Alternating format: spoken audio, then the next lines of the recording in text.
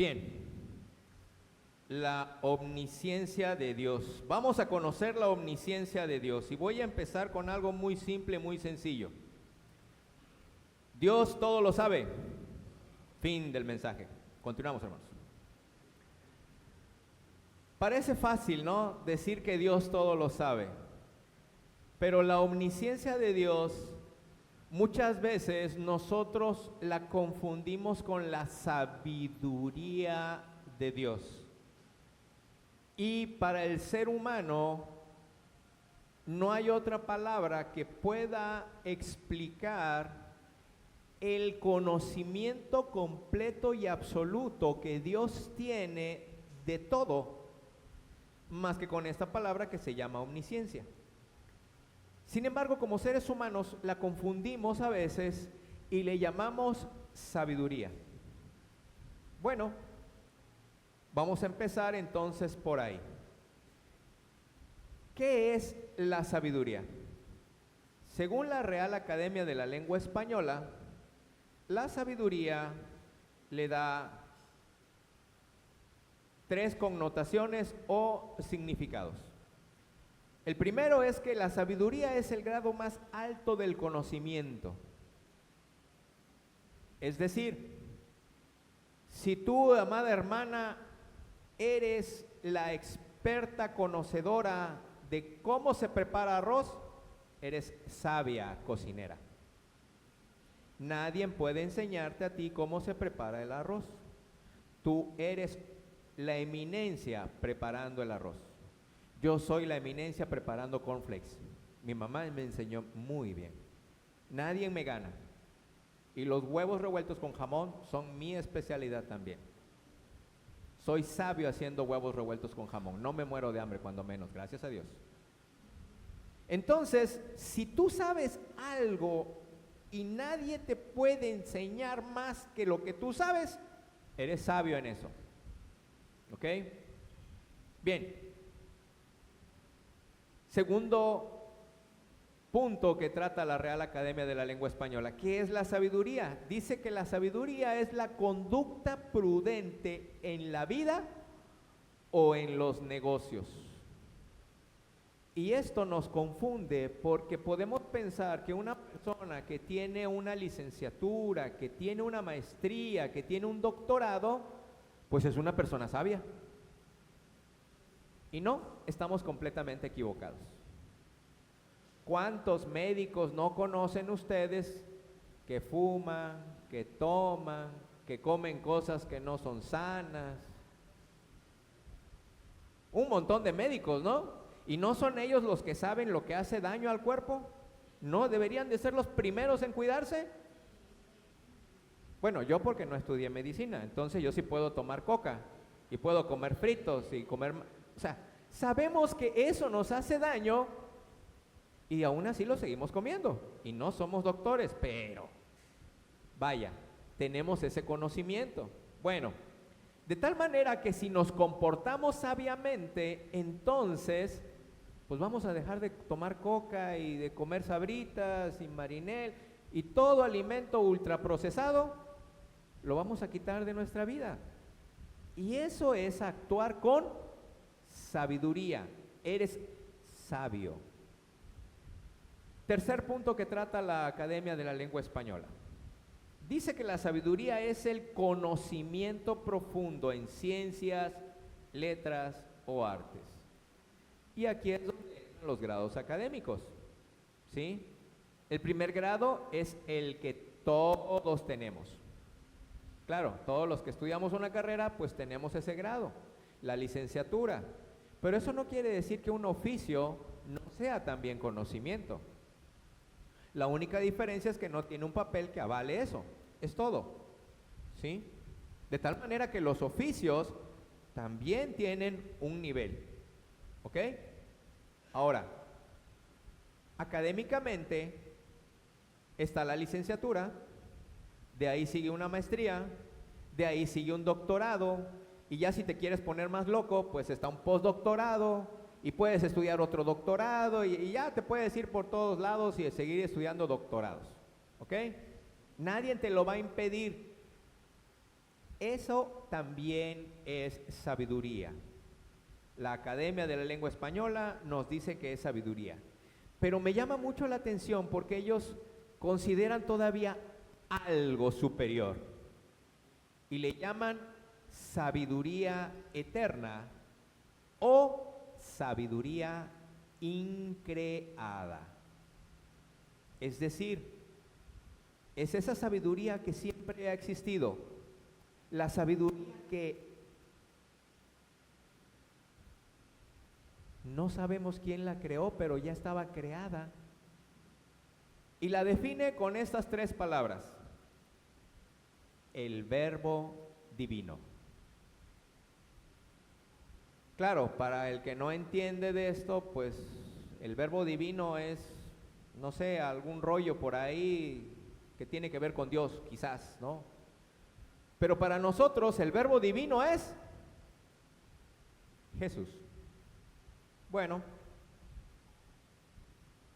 entonces vamos a entender la omnisciencia de Dios y vamos a compararlo un poco con la sabiduría a raíz de los textos que acabamos de leer. Salmo 139, del 1 al 24, nos habla de dos conceptos, cualidades, características de Dios, atributos de Dios, completamente diferentes a los que nos habla todos los demás salmos. Si ustedes estudian bien los salmos, verán que en los salmos está siempre la alabanza a Dios, la oración a Dios, el ruego a Dios, el clamor del perdón, donde nos libra de la aflicción, de donde nos socorre. Todo el Salmo 119 nos habla acerca de la palabra de Dios y el gozo que es tener la palabra de Dios y obedecer la palabra de Dios y aprender la palabra de Dios. Pero este es el único salmo que habla de dos atributos de Dios. El primero es la omnisciencia y el segundo es la omnipresencia.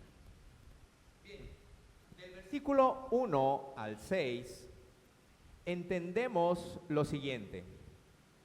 El salmista dice, claro, no, es poesía, pero yo lo voy a resumir en palabras más sencillas. Dice, Dios tiene un conocimiento, entendimiento completo de mí. Absolutamente todo lo sabe de mí. ¿Esto qué quiere decir? Esto quiere decir que cuando el salmista dice, oh Jehová, tú me has escrutado y me conoces, quiere decir que Dios sabe lo que hay en tu corazón. Tú no lo sabes, pero el Señor sí. Tú no sabes lo que hay en tu mente, pero el Señor sí. Ahora, ¿por qué el corazón? Jesús nos dice que de lo que está lleno el corazón, emana la boca. ¿Ok? Entonces, si nosotros hablamos, pues hablamos siempre de lo que hay en nuestro corazón. Y si en nuestro corazón hay envidia, pues vamos a hablar de envidia. Si en nuestro corazón hay rencillas, pues vamos a hablar de rencillas. Para los que somos deportistas, pues si en nuestro corazón hay fútbol, pues vamos a hablar de fútbol, ¿verdad? No podemos hablar de algo que no tengamos en nosotros. Pero el salmista reconoce que Dios ya sabe lo que hay en su corazón. Es algo indescriptible para él, pero lo plantea en esa forma. Tú conoces mi sentarme y mi levantarme. Es decir, Dios, desde que abres los ojos, ya sabe todo lo que vas a hacer. Si tú quieres espantar a Dios, no lo vas a lograr. Dios ya sabe dónde estás. Dios ya sabe lo que quieres hacer. Ya lo sabe. Ya sabe que lo quieres espantar. Antes de que tú lo pensaras, Dios ya lo sabía. Y ese conocimiento es lo que está plasmando el salmista. Tú conoces absolutamente todo de mí. Desde que me paro, hacia dónde me muevo, tú ya lo sabes de antemano. No hay nada que te sorprenda, no hay nada que tú no conozcas. Yo no puedo decirle a Dios, permíteme tantito, voy por unas sabritas aquí a la tienda y regreso. No, el Señor sabe que voy a ir a cometer pecado, pero bueno, yo quise engañarlo, quise decirle que nomás voy por unas sabritas. El Señor ya sabía, el Señor ya sabe eso. El que no sabe eres tú.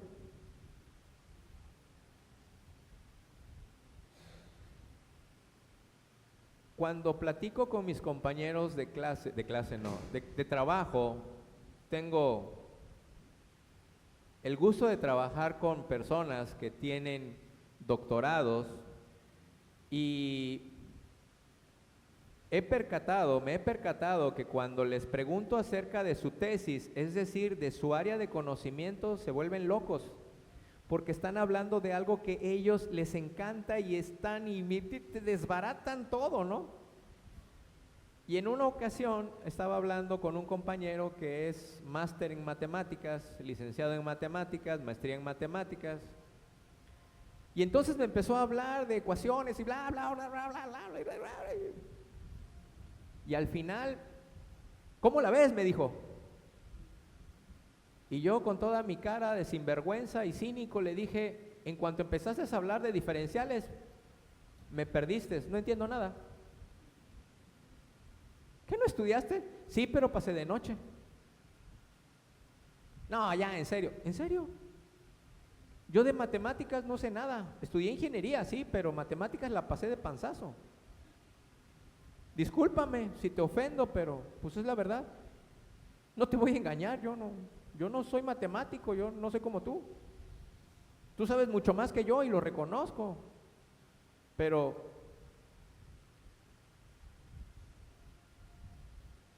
y me acepta y me dice, ok, pues tú no sabes matemáticas, está bien, no hay problema. Pero tú y yo no aceptamos que Dios lo sabe todo y queremos verle la cara. Bueno, sigue diciendo el salmista acerca de esta omnisciencia de Dios, del conocimiento completo de ti y de mí, ¿sí? Si te puedes ver como una ciudad, plantéate así como una ciudad, vamos a hablar allá en la antigüedad, ¿no? Y que te llegan a invadir. Bueno, vamos a hacerlo algo más conocido. ¿Qué hizo Josué contra Jericó? La rodeó. ¿La rodeó o no la rodeó, hermanos? Ok. Si Josué rodeó a Jericó, ¿había alguna forma de que la gente escapara? ¿Consideran ustedes que había algún lugar, algún resquicio por donde los habitantes de Jericó pudieran huir? Yo pienso que no. Y el salmista, de una manera muy poética, está reconociendo que Dios lo rodea por completo, lo tiene cercado, de tal manera que lo conoce. Yo no sé cuántos años llevas casado, A propósito, este próximo viernes tenemos reunión de matrimonios, estamos cumpliendo un año de reuniones, así que están cordialmente invitados a las 7 de la noche aquí en la iglesia, Bueno, después de este breve paréntesis, yo no sé si tu esposa, ¿cuánto tiempo llevas casado? Pero tu esposa, tu esposo, se supone que es la persona que más te conoce. Supuestamente. Pero resulta que no. Siempre sorprendemos a nuestra pareja, a nuestro cónyuge, con algo que no conocía. Es que a partir de la semana pasada mi esposa empezó a patearme en las noches. Es que a partir de la semana pasada mi esposa empezó a roncar como león. Digo, y te sorprende porque, caray, tú no eras así. De repente, tu cónyuge te sorprende. Y se supone que tú vives con él, con ella, y ya la conoces, ya lo conoces. Bueno, pues Dios te tiene cercado. Ese es el concepto que está manejando el salmista en estos 6 versículos. Ahora, del versículo 13 al 18, el salmista explica por qué es que Dios me conoce tan perfectamente y mejor que yo. En otras palabras, y para hacer más corto, Dios es mi creador. Si Dios me formó, ¿cómo no me va a conocer?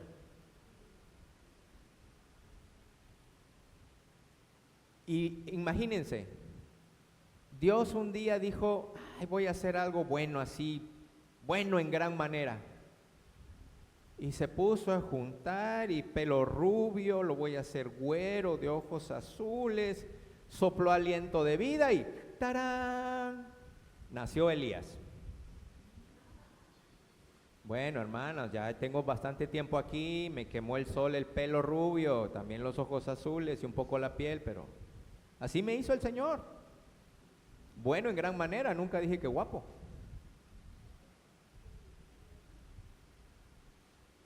Dios me creó. Dios me hizo. ¿Cómo no me va a conocer Dios? Qué ingenuo soy al pensar que puedo engañar a Dios. Qué ingenuo soy al creer que yo soy más inteligente que Dios. No, no lo eres, ni lo serás. Dios, yo. Así se mide la inteligencia, ¿no? No me puedo comparar con Dios. Yo soy criatura, Él es creador. Y se me olvida que Él es mi creador. Y quisiera mostrarles algunos ejemplos bíblicos, sobre todo bíblicos, porque tuvieron el mismo problema que tú y yo tenemos. Nos olvidamos de que Dios conoce todo de nosotros porque Él nos creó. El primero de ellos es Jacob. Si tú lees la Biblia, allá en el capítulo, no sé cuál, pero está en la Biblia, y te encuentras con Jacob en Génesis, ves que Jacob era una persona que reconocía a Dios. Sabía que Dios existía. Hasta hizo un pacto con Él. ¿Por qué?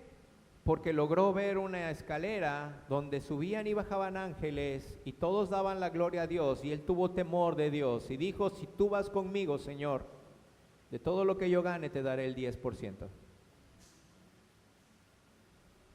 Solamente te pido que vayas conmigo. ¿Y qué es lo que le pasa a Jacob? Trabaja con su tío le hace de chivo los tamales, y en lugar de casarse con Raquel, le dan a Lea. Bueno, pues ya, 7 años trabajando por una y le hacen de chivo los tamales. Entonces Jacob dice, bueno, ya te serví 7 años por una y ya te serví 7 años por otra, y ahora dame mi paga. Sí, le dice el tío. Mira, ¿qué quieres en paga por tus servicios, por trabajar conmigo? Ah, mira, las cabras que salgan pintitas, las ovejas que salgan pintitas, esas son para mí, y las que no salgan pintitas son para ti. ¿Sale? Listo. ¿Está bien? Le dijo el tío, me parece perfecto. ¿Con qué mañosidad Jacob, sabiendo cuáles eran las ovejas más fuertes, cuando iban a parir, hacía por ahí un chanchullo y entonces nacía pintita y dije, esta es mía?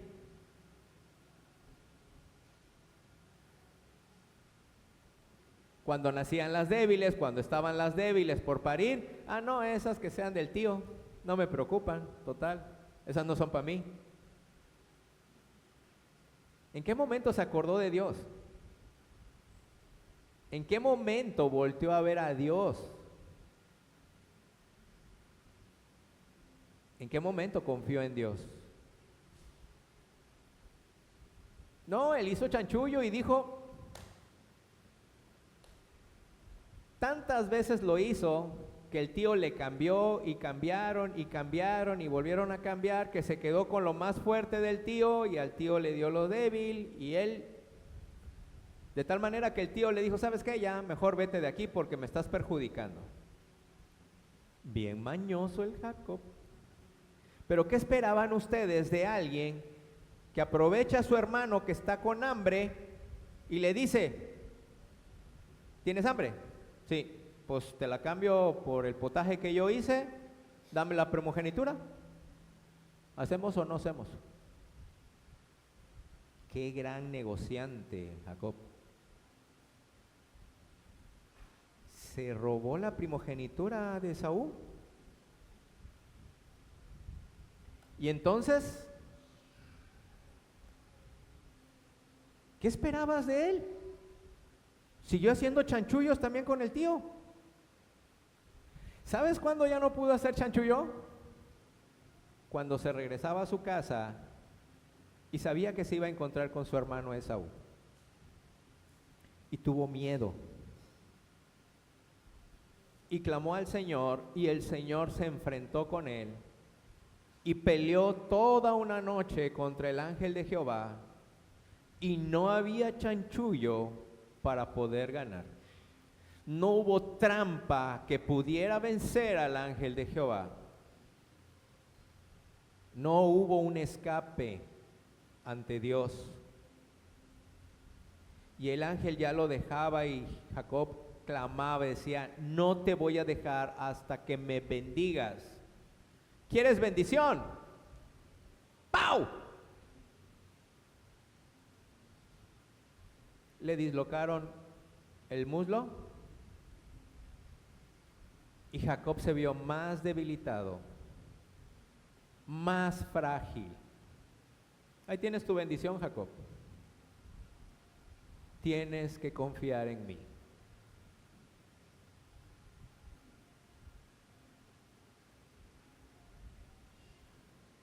El segundo personaje es un personaje que, híjoles, este también salió bien bueno para querer engañar a Dios, Jonás. ¿Cuántas veces no has escuchado la palabra del Señor que te dice, ve y predica? Bueno, pues Jonás la escuchó. Y no la escuchó de un predicador como yo, del pastor, de otro hermano, no, la escuchó directamente de Dios. Y le dijo Dios, ve a Nínive y predícales que en 40 días mi juicio llegará a ellos y los voy a destruir. Y Jonás, como buen soldado, dijo, sus órdenes, jefe. Enseguidita hizo maleta, preparó todo para su viaje y salió corriendo al puerto a tomar un barco, porque lo que deseaba Jonás era, acábalos, Señor, destrúyelos. Pero yo no voy a ir a Nínive, yo mejor me voy para otro lado, me voy para España.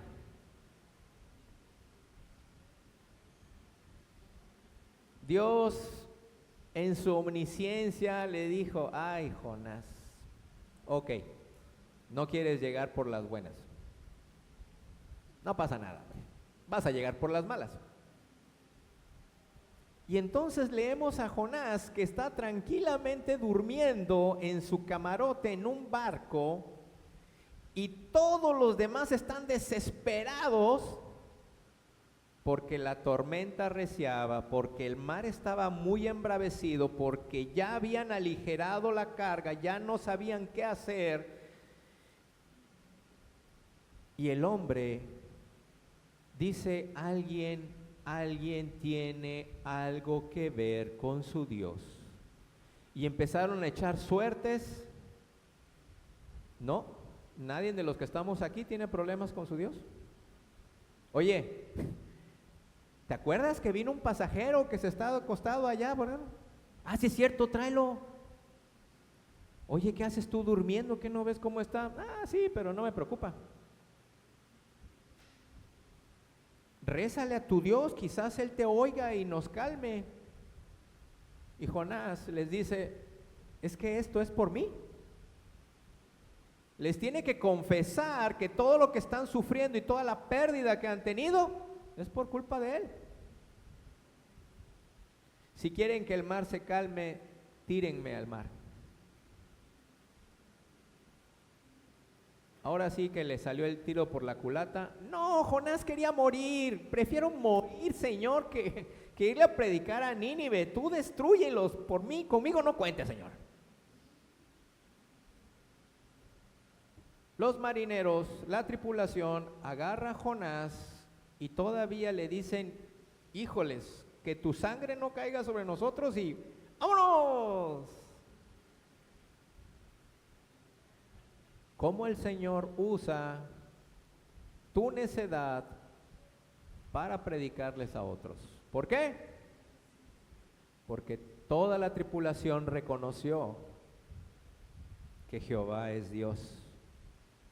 Tiraron a Jonás y todo se calmó. Y desde ese momento empezaron a adorar a Jehová. Gente que no conocía a Jehová, quizás lo había oído, pero reconocieron que Jehová era Dios, que gobernaba el mar. Y Jonás también lo reconoció. ¿Por qué? Porque en el mar embravecido nos dice Jonás que su cuerpo estaba atado, que él se hundía. Y mientras se estaba hundiendo y queriendo salir a flote, un pez grande lo capturó y él ya se daba por muerto. Él desfallecía. Y cuando el pez lo llevó y lo volvió a vomitar, más bien, lo vomitó, Jonás no le quedó de otra más que obedecer la palabra del Señor e ir a Nínive y predicarles y cumplir con lo que el Señor le había dado. ¿Por qué somos necios? Porque no conoces la omnisciencia de Dios. Dios ya sabía que Jonás se iba a rebelar y que iba a salir corriendo para otro lado. Pero no le dijo nada, lo dejó ser. Se sirvió de la cobardía de Jonás para que otros conocieran quién es Dios. Nuestro tercer personaje es Job. Y Job es todo lo opuesto a Jacob. Es todo lo opuesto a Jonás.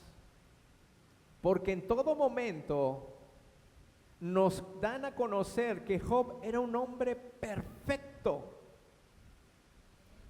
Era un hombre que hacía 10 sacrificios diarios por sus hijos, por cada uno de sus hijos. 11 contando por el sacrificio por él. Y su mentalidad siempre fue, por si mis hijos pecaron a Dios, yo voy a pedirle perdón a Dios por los pecados de mis hijos. Sin embargo, cuando Dios lo prueba, cuando Dios permite que Satanás destruya toda su hacienda y que Satanás lo enferme, Job dice, Jehová dio, Jehová quitó, y nunca pecó. Pero la noticia de que Job había caído en desgracia fue algo muy relevante, de tal manera que sus amigos vienen a verlo. Sus amigos no vivían en la ciudad, vienen unos amigos de fuera, ¿sí? Y lo vienen a ver, y cuando lo ven, se quedan espantados. ¿Cómo es posible que Job esté en ese estado?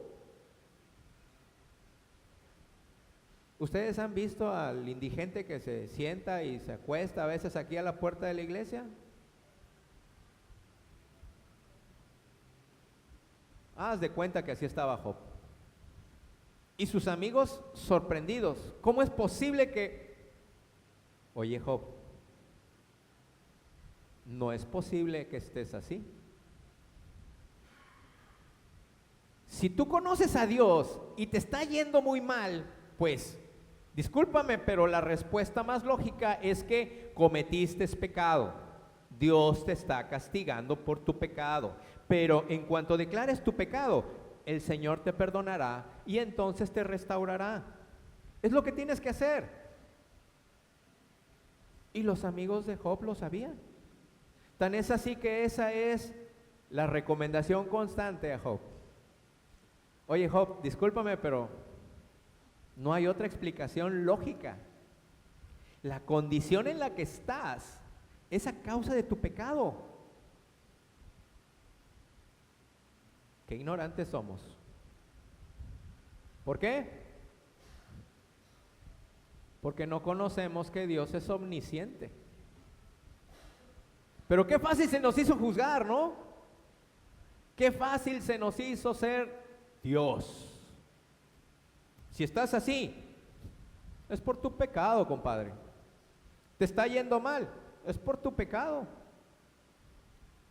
Te enfermaste, pues a causa de tu pecado. Te dio cáncer, pues algún pecado estás haciendo ahí en lo oculto y no se lo has declarado al Señor. Te accidentaste, cometiste un pecado. ¿Con qué facilidad tomamos el lugar de Dios y empezamos a juzgar, no? Así estaban los amigos de Job. Y Job solamente pedía una cosa: yo quiero hablar con Dios frente a frente. Y le voy a exponer y decirle y preguntarle, ¿por qué me pasa esto a mí? ¿En qué pequé? ¿Qué mal he cometido? Yo estoy sin pecado, decía Job. Y sus amigos, no, Job, por necio sigues así, arrepiéntete. Y qué maravilloso cuando Dios responde. Y si gustan ir a Job 38, versículos 1, 2 y 3, es interesante porque Dios le responde a Job y le dice, ok, vamos a hablar, Job. ¿Quién es ese que oscurece el entendimiento? Qué forma tan romántica, tan poética de decirnos, qué burro eres al querer ponerte con Sansón a las patadas. A ver, te voy a preguntar, Job, me respondes una pregunta y yo te contesto todas las preguntas que tú quieras, ¿ok? Te voy a hacer la primera pregunta. ¿Dónde estabas tú cuando yo fundaba el mundo? Y empieza a preguntar Dios, y Job no encuentra la forma de decirle al Señor, para. Y sigue en el capítulo 39 preguntando a Dios, una y otra y otra y otra, y todas las maravillas de la creación están reflejadas ahí, en esos 2, 3, 4 Y es después cuando Dios le permite a Job hablar y dice lo que ya leímos, ¿no? Señor, me arrepiento de todo lo que dije. De oídas te había oído, mas ahora mis ojos te conocen. Y me arrepiento. Saber de la omnisciencia de Dios y entender tantito la omnisciencia de Dios te va a llevar a esa actitud de humildad. Porque sabes que lo que Dios hace es perfecto, es bueno en gran manera. ¿Por qué lo hace? No eres tú quien para pedirle cuentas y razones a Dios. Él lo hace porque Él sabe por qué lo hace. Nuestro siguiente personaje es Moisés.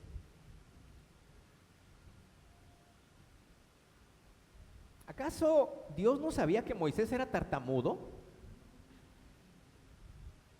Pero es a Moisés a quien le pide, ve y libra a mi pueblo y tráelo acá a la tierra que yo le he prometido a Abraham, a Isaac y a Jacob.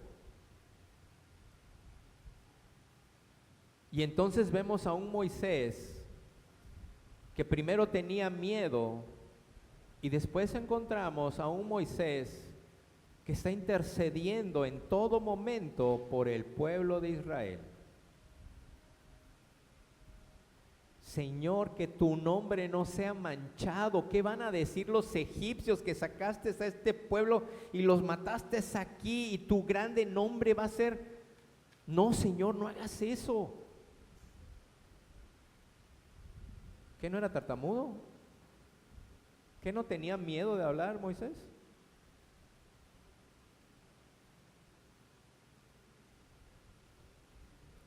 Nuestro último personaje es José, no el papá de Jesús, sino José, el que encontramos en Génesis, el hijo más amado de Jacob. ¿Por qué? Porque por el amor que le tenía a su padre, sus hermanos estaban celosos y lo venden, y es esclavo, y es humillado, es metido en cárcel, abandonado. Quizás no como tú ni como yo, ¿verdad? Pero sí vivió lo que tú y yo hemos vivido muchas veces. Si tú te has sentido abandonado, no te preocupes, José también lo sintió. Si tú te sientes solo, no te preocupes, José también se sintió solo.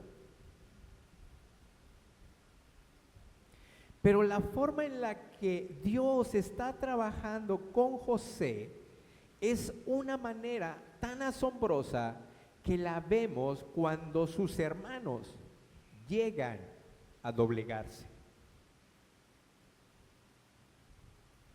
Y el terror que inunda a sus hermanos cuando su padre ha muerto es real. ¿Por qué? Porque saben el poder que tiene José en Egipto. Y tienen miedo porque ahora sí los va a encerrar en la cárcel. Ahora sí José los puede castigar. Y José, lleno de amor, les dice: Dios permitió todo. Dios sabía por qué lo hacía. Para esto me trajo Dios, para rescatarlos a ustedes, a mi familia, para que no murieran de hambre. Nos dio salvación.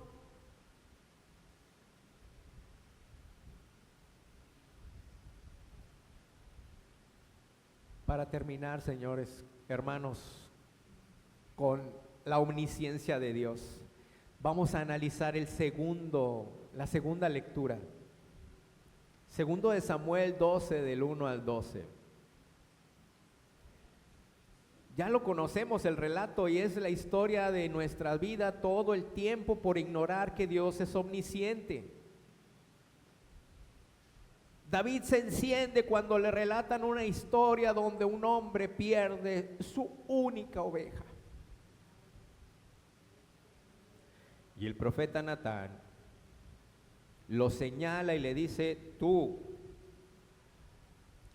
eres ese que pecó, ese que merece morir.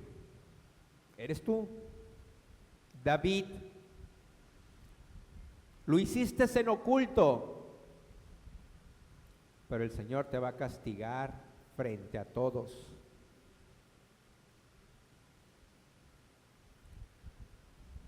No solamente cumplió su palabra el Señor. Si ustedes leen Ezequiel del capítulo 8, versículos 7 al 12, el Señor lleva al profeta Ezequiel y le muestra lo que los principales sacerdotes y los ancianos del pueblo hacían a escondidas del pueblo. Adoraban a imágenes. Y Dios lo lleva a Ezequiel y le dice, mira, cava y asómate y ve lo que hacen ellos. Ellos lo hacen a escondidas y dicen, Jehová ya no está aquí en la tierra, Él ya se fue. Ya no va a poder ver lo que nosotros hagamos.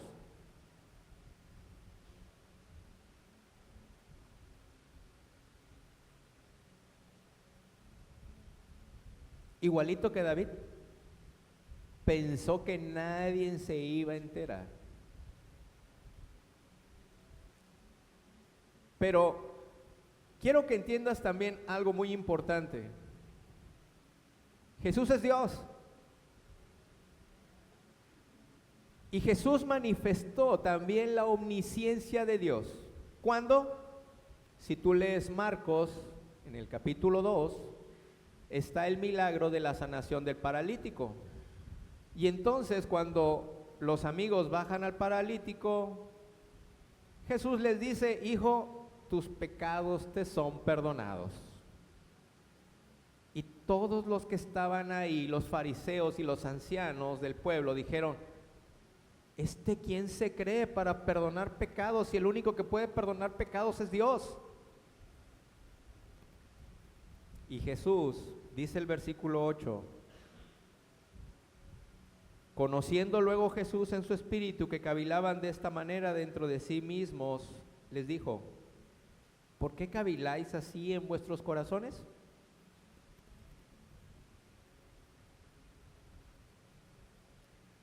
Cuando tú empiezas a conocer a Dios, cuando empiezas a entender que Dios es omnipotente, cuando empiezas a entender que Dios es omnipresente, cuando empiezas a entender que Dios es omnisciente, terminas volteando a la cruz. ¿Por qué volteas a la cruz? Porque encuentras lo mismo que encontró David, que eres pecador.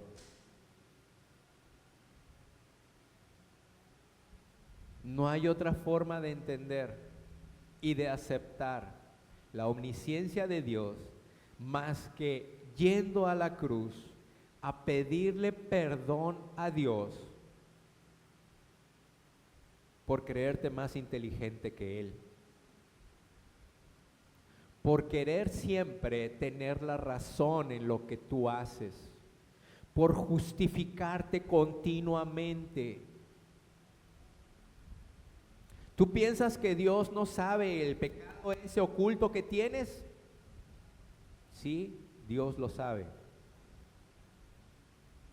¿Tú crees que Dios no sabe las malas prácticas que haces? Sí, Dios las sabe y las sabe antes de que tú las hagas. El problema es que tú no quieres llegar a Dios. y haces lo mismo que Adán. Te escondes. Dios no quiere que te escondas. Dios quiere que te acerques a Él. Por eso tienes que ir otra vez a la cruz, voltear a la cruz y recordar que Jesús pagó por tus pecados. Voltea a ver a Cristo y ve la obra de Jesús para justificarte, para establecer esa relación nuevamente con el Padre. No hay nada que tú puedas sorprender a Dios. Dios ya lo sabe absolutamente todo.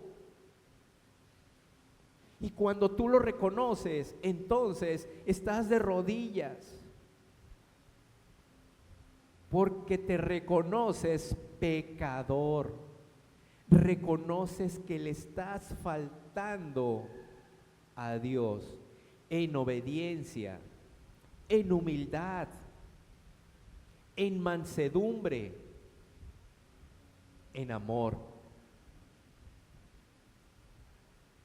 Y que esa actitud de humildad te lleve a reconsiderar que ahora tienes que manifestar el amor que Dios te ha manifestado. Tienes que compartirle a otros el mismo amor que tú has recibido. Tienes que llenar tu corazón de ese amor para que entonces tú hables de ese amor y sea lo único de lo que hables con el que no tiene ese amor, el amor de Dios. Reconoce a Dios, la omnisciencia de Dios, y humíllate día con día a sus pies para pedirle su dirección. Él nunca te va a llevar por un lugar que no sea para tu bendición. Él nunca te va a abandonar. Recuerda que Él te rodea. Recuerda que Él ya sabe lo que piensas. Así que cuida tus pensamientos. Cuida lo que hay en tu corazón. Inclinamos nuestros rostros, hermanos, y oramos. Padre amado, qué terrible es reconocer, Señor, que tú nos conoces a la perfección. Tu entendimiento es tan grande, Señor, que nosotros nos pasamos, Señor, de listos al querer justificarnos delante de ti. Perdónanos, Señor. Permítenos la humildad de tu Hijo para reconocer nuestro pecado, para reconocer nuestras fallas delante de ti. Ayúdanos, Señor, a ser guiados día con día, no solamente por tu palabra, sino por tu Santo Espíritu, Señor. Guíanos en nuestro hablar, en nuestro actuar, en nuestro proceder con las personas que nos rodean, con nuestros prójimos. Y llena nuestro corazón de tu amor, de tal manera que podamos hablar de Él a otros, Señor. Ayúdanos. Tú conoces lo que sufre nuestro corazón cuando nos olvidamos de ti, cuando te desobedecemos, Padre. Ayúdanos a no robar. Ayúdanos, Señor, a no pecar contra ti. Nuestras debilidades, Padre, tómalas y enséñanos también a honrarte, poniendo en tus manos, Señor, no solamente nuestras debilidades, sino nuestra vida por completo.